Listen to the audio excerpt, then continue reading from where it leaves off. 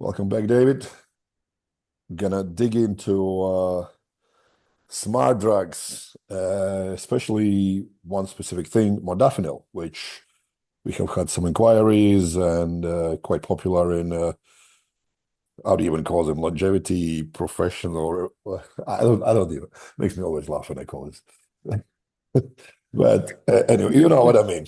So Yeah. if anyone has seen the movie, was it Limitless? I believe. Yes. Yeah. Where someone takes something and it just becomes extremely efficient at everything he does. And turns out we have something similar in modafinil. Been around what? I believe around 50 years now, something like that. Been a long time. Yeah, it's not new. Yeah, it is a hyper refined amphetamine like Ritalin or Adderall. And what that means is that being Well, hyper before you refined, even go there, I think people will definitely relate more to Adderall, which is Late Norton's thing. And he was like, okay. I'm a natural powerlifting athlete. I'm like, yeah, you take an Adderall. It's not nothing natural. Yeah, nothing wrong with And then making a that. TED talk about it, how he's drugging himself, but yeah, whatever. Uh, Crazy. Yeah. So Yeah. where does So it so do you where does want this to do come this? from? Why is this come kind of becoming almost mainstream stuff? Like, hey, yeah, I'm just gonna do this, is that? And more importantly, what interests me is at what cost does it come? Yeah. Yeah. Yeah. Yeah. So let's talk about that a little bit. First, let's talk, kind of like what I was about to get started with. Like, where does it come from? What is it kind of made from? And then we can go from there, right? So there's a group of drugs for ADHD and ADD, all the acronyms for attention deficit disorder. And basically what these drugs are is actual dopamine, right? So we have Ritalin and we have amphetamine, which is a form of an amphetamine, which is direct dopamine. Um, and we have Adderall, which is also very, very, very similar. The only difference between Ritalin and Adderall is the type of dopamine, whether it's left-handed or right-handed, and that type of stuff. Stuff that you really don't need to know unless you're actually taking those drugs to know which one is better for you. If you have like a medical problem, right, like an actual ADHD or whatever, it doesn't matter which one of those you take. But that's not really the point of this discussion. Is that both of these drugs are uh, dopamine antagonists, which means they activate the dopamine receptor directly. And they do that basically through the exact same mechanism that methamphetamines do. They are a refined format of methamphetamines. I think most people kind of understand that concept. So then, where does modafinil fit in this? Well, the consequences of most of these Adderall, Ritalin, etc., they make you hyperactive, right? If you don't actually have ADHD, they make you a little bit hyperactive. Like Ritalin specifically, because of its particular subset of dopamine, it'll make you move a lot more. It'll make you more fidgety. It'll make you wake, right? It'll make you awake and it'll make you move a lot, right? Adderall is more of a mental type drug. In fact, you mentioned, you brought up the movie Limitless, where all of a sudden you take this pill and you can think way faster and you can, go through lots of different scenarios in your head. I don't really equate modafinil to that experience. I equate Adderall more to that experience. Adderall is a direct dopamine as well as Ritalin, but its dopamine is slightly modified so that it doesn't have as much of a physical effect and it's more of a mental effect. So just like that movie, the moment you take Adderall, you're going to speed up your thinking processes by a lot, and to the point where you will notice it. You will definitely notice it. You can read 5, 6, 7 pages of a book like that and you can retain all the information. That type of stuff happens with Adderall. Now, the drawback is that it is direct dopamine and it is a methamphetamine. You're not going to sleep. You're not going to sleep when you want to sleep, right? It's one of those things where, hey, it's time for bed and I'm not going to be able to sleep. I'll be awake for another 3, 4, 5 hours, right? Modafinil is the attempt by the military, it was developed by the military, to circumvent that particular process. In other words, it still has a lot of the same characteristics, although they're more mild, aka easier to control, meaning You can give it to a lot broader range of people, and most of them will be able to handle the accelerated thinking and the accelerated dopamine stuff. But if you give it to the wrong person, it can basically make them an addict or a degenerate, right? So Yeah. that's the consequences of these types of drugs. The person you give it to directly gives the outcome of how that person is going to act and whether they're going to be addicted and all of that type of thing. So these are not drugs that you should just like. I personally don't think they should be being given to children for ADHD because of these possibilities. It doesn't mean that every child will have a negative or a positive effect. It means that you'll have both. There will be children that take these and all of a sudden their personality is now way more addicted to all kinds of things because of this, and others that won't be quite as effective because of this. So modafinil was developed to circumvent that problem, right? The addiction problem, the hypervigilance problem, and the inability to sleep, right? So it's basically going to give you most of the upside, not all of it, most of the upside of dopamine in the brain and being able to think correctly and accurately and be awake and active. Um, and then what it does is because it's not stimulating you, you can go to sleep when you need to sleep, right? But if you don't need to sleep, it's not that hard to stay awake with modafinil. In other words, just willpower alone you can be awake for 24 hours fairly easy. Now, that part is not because of the stimulant effect of modafinil. It is because of the other effects. And we'll talk about that right now. The mainly brain hydration and protection, right? Modafinil reduces oxidative stress and preserves neurological function when you have sleep loss or dehydration. Basically, those are synonyms. When you have sleep loss, you by default have dehydration in the brain, right? That again sounds like majority of people. It is. It is. So that, this is kind of why it's starting to become, I wouldn't say an epidemic, but it's very, very much Mm. talked about in, high finance, CEOs, anybody and everybody that's like trying to I get an see it a edge. lot in strongmen because most of them work. They're gonna go Correct. Yeah. do So say they all day work, in then they have to go plastering and train. then go and train for 3, 4 hours. Yeah. Yep. Yeah. So they're only getting like 6 hours of sleep and then working Yeah, 16, that's 18 that's you're very hours. lucky if Yeah. you get 6 hours. Yeah. And Yeah. So that's what I'm saying, right? But so the way that the modafinil helps you stay awake, also helps you protect from sleep loss. Meaning, even if you do get sleep, but it's very little, you're going to operate like you got a lot more because it's limiting oxidative stress from the dehydration aspect of poor sleep, because that's what rehydrates the brain. The other thing that it does is um, it's a lot more mild on the dopamine effect. So you don't experience such a big drop, right? Like I would call it a withdrawal, essentially, like you would with Adderall or Ritalin, right? Now, people with ADHD, legitimately, when they take Adderall or Ritalin, it doesn't do the same thing as somebody who doesn't require it, right?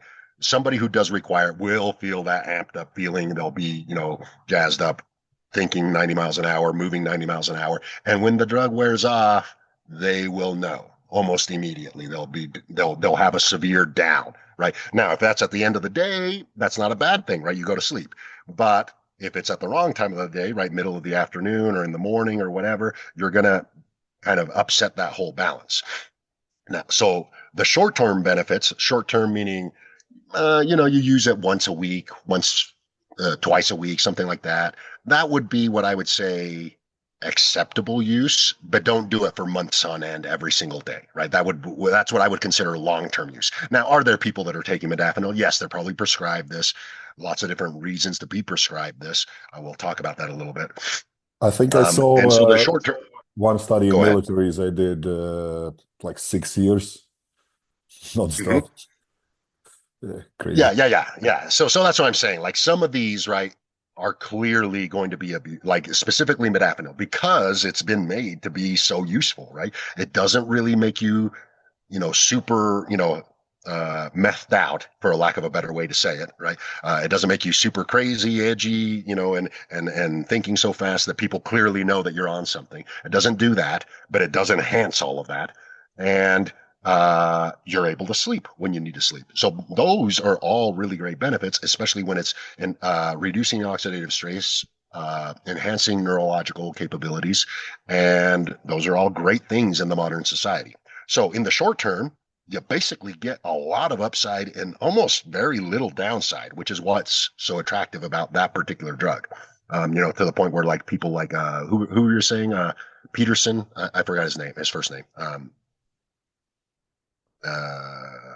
Anyway, the carnivore guy, right? The guy who says that he cured his autoimmune through carnivore diet and all of that. He has some podcasts and some clips here and there of him using modafinil and how he thinks it's the greatest thing ever. And a lot of people are on that boat. I'm not disagreeing with that. It works very well, and the things that it does it excellently, and there's very little downside. The downside happens with long-term use, months on end of you take it every single day and that sort of stuff can lead eventually to sleep disruptions.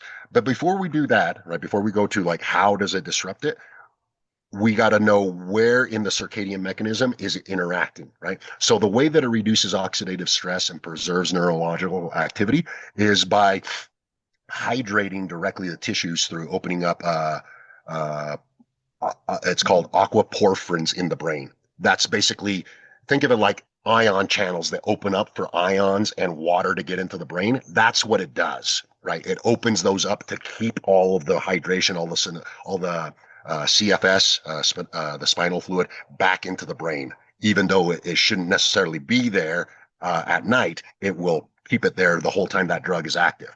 That action is actually done naturally through what I'm experiencing right now. Every morning when you get sunlight and cold exposure, or just cold exposure and sunlight, because that's what I'm getting right now. I'm getting some sunlight, and it's like negative 10 degrees Celsius outside. Whenever you get morning daylight into the eye, it actually does the same thing that modafinil does. It opens up these aquaporphin gates to hydrate the brain. That's why after like 10 minutes of like sun viewing in the morning, you feel way more awake, and not only more awake, it's almost like your brain fully turned on, right? And that is really actually kind of hard to do. Most people tend to wait until they've had enough caffeine before they even feel that effect. But caffeine's not doing that. It's just amping you up enough that you kind of override that system. Sunlight does it passively and just opens up that aquaporphin gate. So does modafinil, right? It literally does the same thing. So it's you could almost say that modafinil is like a substitute for morning daylight at the brain level for hydration purposes. Now it makes sense why so many people like it, because the way I observe all habits that I work with people and kind of we go through stuff, and they're like, yeah, I go outside, but no, you're getting in a car. That's not being outside. You spend 10 seconds Right. outside. That's not Yeah, enough. yeah, 10 seconds. You need a little more than that. At least 5 minutes, right? Give it a full 5 minutes, and then you'll have that effect. But like, 30 seconds, 1 minute, walking out to your car, that's not going to get it done. Do we know if there is And a then, difference how it affects somebody who's physically well-trained, healthy, opposed to somebody who's just taking it for because they are just not physically fit? yeah, yeah, I would say, funny enough, I would almost say that people that are more, how would I say, go get it, right? Like either you're a fitness person or you're a finance guy, somebody who's well to do and very, very work heavy. They are the ones that are actually at more risk of abusing this drug Right. because they can deal with a lot more stress, right? And a lot more deprivation, especially if they're feeling good, right? Because it's almost like a self-fulfilling feedback loop. If I feel good, I'm going to push harder in training. If I feel good, I'm going to stay awake a little bit longer and get a lot more work done, right? You see what I'm saying? That they tend to push the envelope a lot harder than a normal person. And that is what leads to these long-term costs. Like one of the main ones, especially if you're doing it like every day and a lot of your work is like mental in nature, well, and even physical, right? But say you're doing this thing, you're taking some modafinil and you're pushing the limits, right? And the modafinil is helping you push the limits even further. The things that you'll run into in the act of doing those things is choline depletion, magnesium depletion, but specifically choline. The reason for that is the cholinergic system is heavily responsible for amplifying neurological drive, which is what modafinil does. So it actually increases the need for choline to be the substrate to refuel that cholinergic system that you've amplified, right? So 1 or 2 days of modafinil use is not going to deplete the choline system. But, a full, you take it Monday through Friday for your work. Yeah, by the end of that week, the modafinil will still be working, but you're going to feel off. And the reason is because it's depleting choline. And so you would need choline. Now, that's easy to get in the diet if you actually follow a diet where you actually eat some whole food in the morning, right? A perfect example is eggs. Eggs have an enormous amount of choline in them. If you ate eggs every morning with your modafinil, you're already setting yourself up to not deplete the cholinergic system, and that's a benefit. You can also supplement choline bitrate or injectable choline chloride, things like that. Injectable is going to have the biggest effect because it tends to not just replenish in the short term, but it makes it so that you can get a lot more in a very short period of time. So you end up kind of storing some of it over a 24-hour period. So that's why Jordan Peters loved it, because he was eating carnivore diet, which is rich in choline, and he could actually get the best out of it without running into major issues, right? Yeah, pretty much. He probably could have used it and he probably did, probably use it every day for long periods of time, months on end, and probably experienced very little drawback because his diet kind of reinforced the cholinergic system, and the cholinergic system is the one that was being amplified from the modafinil, right? So this And brings me to the question. Sorry, finish it up. no, go ahead, go So ahead. it brings me to questions that a lot of people will probably ask. Can I stack it with caffeine, nicotine? Because everyone wants more of everything. Yeah, yeah. Well, I mean, the short answer is yes, because it's so refined. It really doesn't interact with much, right? Mm. Like there isn't going to be like an overlap. Now, having said that, right, think of it this way, right? If you already have a cholinergic pressure from the modafinil, you're already thinking at a higher level and all of that type of thing. And then you add, I don't know, maybe 500 milligrams, you have two espressos or something like that, right? And you have 400 milligrams of caffeine hit your system all of a sudden. Now you're going to be extra jittery and extra of all of it, right? It So gives me anxiety just thinking about it. yeah, exactly, right? Like that's all I can think of. I'm like, well, I don't think I would do that because of the effect that you'll get, right? You're going to have amplified thinking, amplified dopamine, and now all of a sudden you're going to slam it with a whole bunch of caffeine, and your cortisol is going to come up. Yeah, you better be ready to lift some really major weights or sprint like within the next 30 minutes. It's not something that I would do for computer work when it comes to caffeine and modafinil, right? So Now, modafinil alone would be probably better idea if you want to do something really cognitive heavy, maybe do some brainstorming for your business or something like that. And then if you want to kind of add on top of that a little bit of fat burning, a little bit of focus in a gym without feeling depleted, a pre-workout or a shot of coffee would be nice to stack up with it.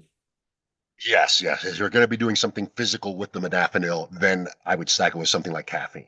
Now, the nicotine is a little bit more unique. The nicotine, if it's a low enough dose, actually amplifies the efficiency of the cholinergic system, right? So modafinil is amplifying the cholinergic system as a whole, and nicotine does something slightly different. It makes the receptors so the cholinergic system is the production of choline into the choline, whether it's in the muscle contractions or in neurons in the brain, it's just flowing, right? It's just dismantling choline and either dumping it for methyl donation for the chemical process going on in the brain or in the body. So it's just amplifying the flow. Nicotine amplifies the receptor side. In other words, it makes you more sensitive, right? So nicotine is something that you could, a small dose, like 1 milligram, 2 milligrams max, is something that you would do to like amplify. Like say you're taking modafinil for computer work or office work, right? And you're some kind of a coder or something, and you're about to start some really heavy debugging for the next hour or two, and you really got to be on your game. A little bit of nicotine added to the modafinil is definitely going to amplify that effect of mental cognition, right? So nicotine has its place, caffeine has its place. They don't really interact with modafinil. They interact with the system that modafinil interacts with. Does that make sense? Yeah, absolutely. And it's like, talk to me about like preventive mechanisms. So what I would do is, because I've come across these strongmen who were using that, and then I'm looking into tracking their sleep.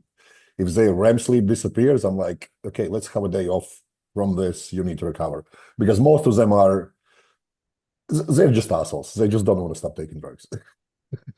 Yeah, And yeah, I'm like, look, yeah, this metric tells you your brain is depleted. We need to give your brain a rest. So, what is there? Is there something else? Is this correct strategy? Can we do something to maybe amplify their ability to recover throughout the night so they don't need to take these days off? Because let's say somebody yeah, competes yeah, in yeah. Arnold So, Classic, so this is they need it. this is a little bit different. And so the answer to the question is the REM sleep, right? This is exactly what you do, right? Just like you mentioned. If you are taking modafinil regularly, you need to be able to track your sleep, whether that's just total sleep or whether you're actually getting the fine details of the architecture of your sleep. You need to be able to track it because that's where you're going to find the warning sign that you need to slow it down or do something about it, right? So you're 100% right. REM sleep or tracking sleep in some way, shape, or form is the thing that's going to give you insight on your modafinil use. When you start to abuse modafinil, when it gets to the point where it's actually affecting you negatively, that's the first thing that happens. It starts to mess with the sleep architecture. You're going to get less REM sleep. You're going to start waking up basically in need of modafinil because you were never able to recover your brain.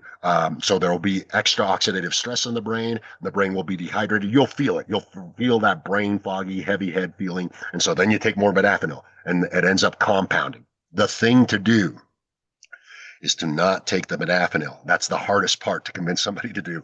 Not take the modafinil and support the cholinergic system and the DHA system, meaning you got to get a lot of fatty fish in for 3 4 days in a row with a lot of choline for 3 4 days in a row, and by the third or fourth day you're going to start feeling normal, right? So let's forget about modafinil use. I know that you've probably experienced this maybe once or twice, is whenever you're like in a really heavy training cycle or maybe even a really heavy training day where you've really pushed the limits, back when you were powerlifting, the very next day you feel a little bit off brain wise, right? You feel a little bit heavy but once you have enough food, you kind of feel normal again. What is that? That's the depletion of the cholinergic system. You depleted it through really hard nervous system activation the night before with your training. And now the next day you're running on E, but once you started eating enough food, the choline comes back into the system and you replete the cholinergic system.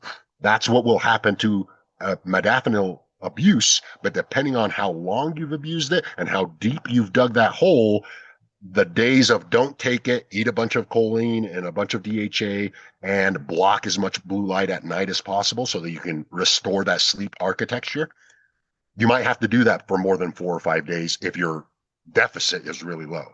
But if your deficit, like you kind of like you mentioned, you're tracking it actively. So the moment you notice, hey, it's time to kind of stop it, it should only take like 3 or 4 days of increased choline. And this is what I was going to say for strongman, they might not be able to do it through diet alone because they're such a big person, right? Mm. So they might actually have to supplement choline bitrate orally or injectable choline chloride. But you're going to have to restore that choline system over the next 3 or 4 days in order to then again once be able to exploit the modafinil without too much consequence. Does that make sense? Mainly because it's so refined. Really the only thing you need to worry about is that cholinergic system, and then actually taking some time off and letting the brain go through its natural sleep architecture.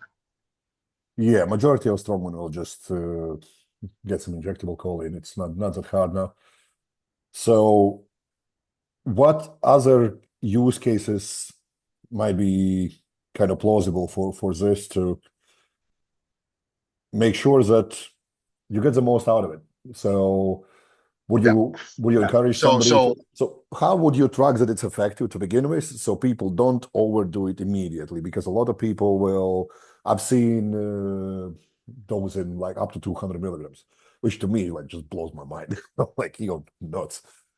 So how would you yeah, start so it? How so would you play around with it? And what would you look for? And what would be like warning signs? Hey, this is a bit too much.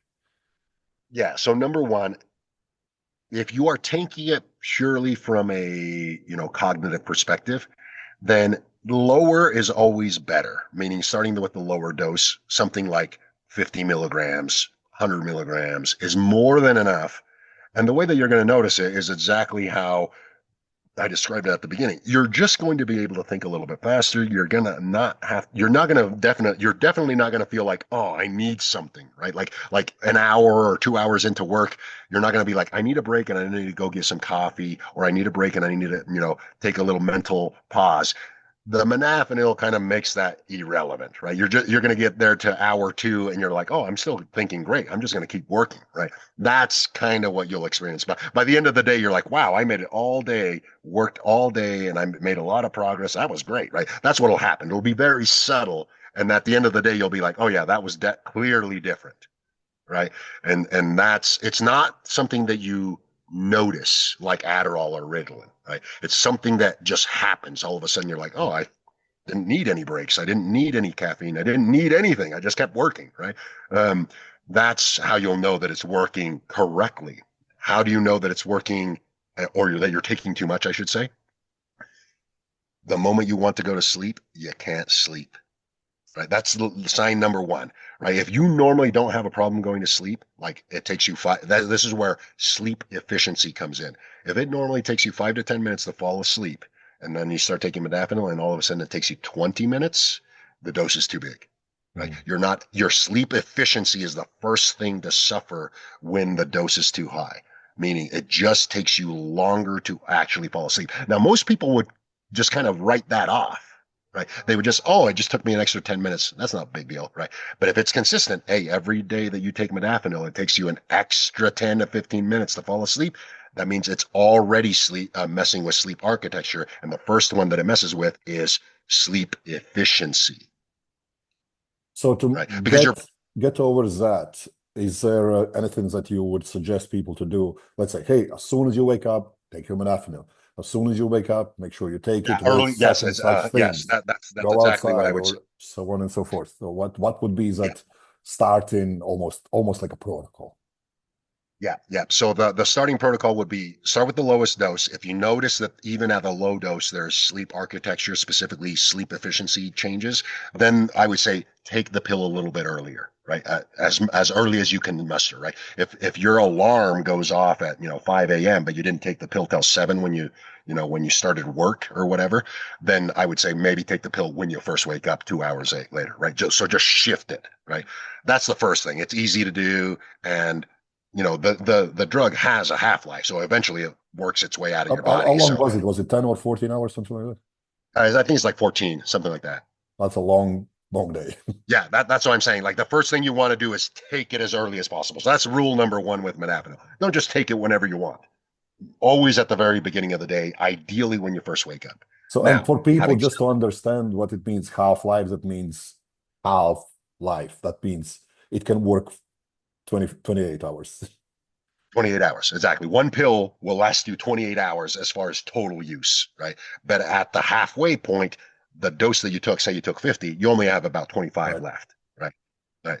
Rough numbers there, but given that's what you want. You want the drug to be more than halfway done in your body by the time sleep comes around, and that should make it very much easier to sleep. The next thing is because it doesn't actually create a whole bunch of dopaminergic responses and like cholinergic, or sorry, not cholinergic, but catecholamine type responses like adrenaline and noradrenaline, like these other dopamine drugs. It is easier to fall asleep if you induce it intentionally. What do I mean by that? Anything that raises melatonin will override the drug if the drug is at a low dose. So obviously you could take melatonin. I wouldn't do that unless absolutely necessary, but you could do a few things, right, to increase melatonin. Number one, you could reduce overhead lighting, bring in some red light exclusively. That's going to raise melatonin. The other thing is you could do a little bit of cold exposure with good red light therapy before bed. And And when you say any red light therapy, you mean red light in a room or red light therapy on you? red light in a room, meaning the only light that's interacting with your eyes is red light and no blue. For at least the last hour before bed. And if you get cold, bonus points because cold actually enhances the speed of serotonin turning into melatonin. Right. So you turn your room red or whatever. You get some cold for, a cold plunge or a cold shower for 3 minutes or so. You get really cold. You come out into this red room. After about 20, 30 minutes, you're going to feel a big substantial rise in melatonin, and that's going to override the modafinil pretty easily, and you'll restore sleep efficiency pretty effectively like that. That would be the simplest and really easy hack. If you notice that the sleep efficiency has gone down, is just get cold and have some red light in the room only for about 60 minutes before bed, and you're going to override that. If you can't, if you've done that and it still doesn't override that, then the dose is officially too big. That's how I would work that. And would you say that it would be great if they started their day with heavy choline-rich, protein-rich meal as well? Yeah, 100%. If you're going to be using, like I said, if you're going to use modafinil sparingly, like once a week, twice a week, probably no need to like intentionally overdo the choline consumption. But if you're using it regularly, 3, 4, or 5 days in a row, that type of thing, yeah, you would want to start every single day with a lot of choline in that meal, and preferably some choline a little bit later, like around lunch, to continue to facilitate that system into the afternoon. So that's what I would say. 2 choline-rich meals would be appropriate for somebody who's using it regularly, like an everyday type of drug. And I've heard some people say that it affects their appetite and stuff like that. So then would you say, hey, focus just on protein and choline-rich stuff instead of following your... Yeah, if you find that you're somebody who gets affected, and it can, right? It can affect your appetite, mainly through the forgetfulness vector, is what I call it, right? You're just too into what you're doing, and you just kind of forget, right? That's what I find when people say it affects my appetite, because once you actually get them away from the activity and you set them down and put some food in front of them, they eat just fine, right? It's not that they can't eat, it's just that they forget to eat. And so, yes, I would say every time you eat, make sure that there's plenty of choline in there, just to make sure that you are not going to all of a sudden run into a deficit of the choline and have brain fog and low energy for 24 hours or whatever. And then the next thing, right? Because I mentioned how this modafinil drug works, the reason why I'm interested in it, or the reason why I use it, is not really for performance or like any of that type of stuff. What I use is when I travel. Right. When I travel and change time zones, especially if it's dramatic, wherever you land and you need to readjust to a time zone, modafinil allows you to do a double whammy. In other words, whenever you travel, I always say, hey, if it's sunrise, you want to experience sunrise wherever you landed so that you can get into that rhythm of that current time zone. If you pair that sunrise with some modafinil, you've double amplified that aquifer opening. You've sent a much stronger circadian signal right then and there, right? Now, say you land and it's like 4 a.m., right? It's 4 a.m. in the morning, and there is no sunlight, but you're going to be, active all day. Then I would take it almost immediately. Basically, the new time zone that you land in, you want to pair the modafinil with the morning of that new time zone to enhance that circadian mechanism for that new time zone that you're in. It works pretty damn good. Yeah, yeah. And I know there is a list of things that can be done from supplement, like B complex vitamins and all those kind of things. So we'll definitely add that in our Skool group. If anyone is listening who is from our Skool group, that we'll put some kind of a breakdown of nutrients and key vitamins and stuff like that. That's definitely gonna make sure that you don't run out of juice, so to Yeah. speak, Yeah, and, and because and for the most part, right? For the most part, the nutrients are going to be anything. So, like if you looked up oysters and salmon, right? If you just looked up those foods and saw all the nutrient breakdown, the selenium, the iodine, the DHA, the B vitamins, the choline, everything that's in that, those are the things you want to focus on, because that's how your brain is built, right? The human brain is built off of seafood. That's the thing that catapulted us from chimpanzees to humans with these big frontal lobes, is that we were able to get access to seafood from the place where humans evolved from, as far as we developed the cognitive abilities to hunt seafood versus land food. We did both, but we introduced seafood into our diet. We expanded our DHEA stores in our brain and created bigger frontal lobes. That's everything that we're talking about right now. Your drive, your emotions, your ability to think and recognize patterns, that's all coming from these two frontal lobes. You need to support them as much as possible. From a nutrient perspective, you can never go wrong with anything that's in the seafood chain. Yeah, yeah. And even just enhancing on that, it also gives you ability to have moral values. Yeah, exactly. So 100%. which makes massive difference. And a lot of people never really get to that point because it only kind of develops in mid-20s. So David, Yeah. I really appreciate your time. It has been very thorough explanation about this stuff. It's kind of been around for, like we said, half a century. It's nothing new. There is not much new we're gonna find out about it anymore, uh, especially because of this No, popularity. People just tried and tested, and it's similar, like to almost like creatine. Like it's it's out there. Everyone's taking it. Might as well know as much as about it as possible.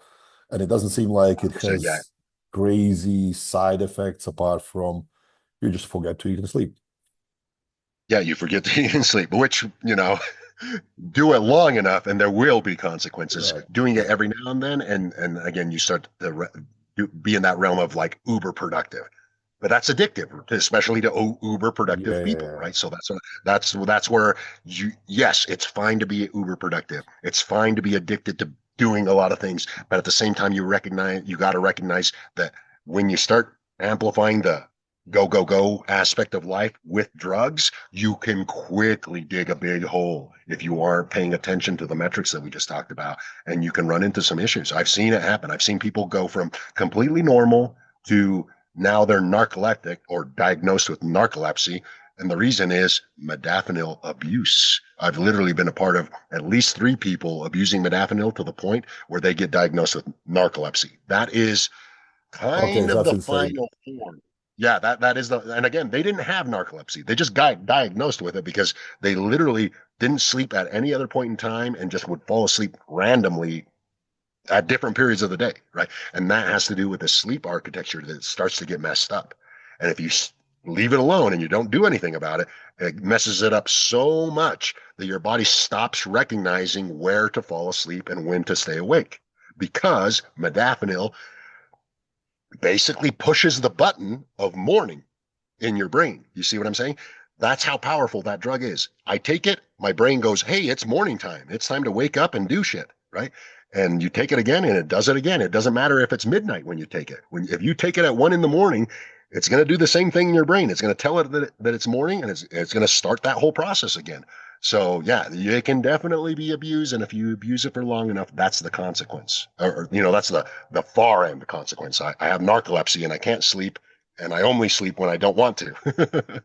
Yeah. So as always with anything, it's not free for all, understand what to look for, understand the metrics. You should be kind of able to track, especially now with technology and just being mindful of, hey, do you actually sleep? Do you recover properly? Like what you described to me, like, hey, you can go all day without stopping. If I have my REM sleep at over 2 hours, I can go all day without eating, without doing anything, and just do a lot of work. But if my REM sleep is below an hour, I'm not going to do much of a cognitive work. That's not going to happen. Correct. So, Correct. but no, this is great. Appreciate David for your time.